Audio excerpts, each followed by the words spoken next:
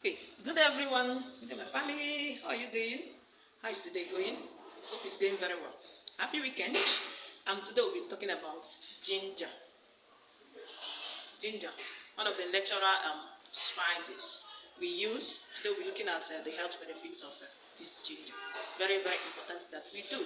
Okay, so one of the health benefits is it aids fast digestion of food. When you use it to cook, you're using it to cook, it will help digestion to take place so fast, and then you're able to empty, your bowel or your stomach so fast. It contains these properties that enables fast digestion of food. That's number one. Okay, number two is that it improves immunity. It contains this gingerol, it's a bacterial bioactive compound, that is, it contains gingerol as well as antifungal and antibacterial properties. This ginger contains, so it helps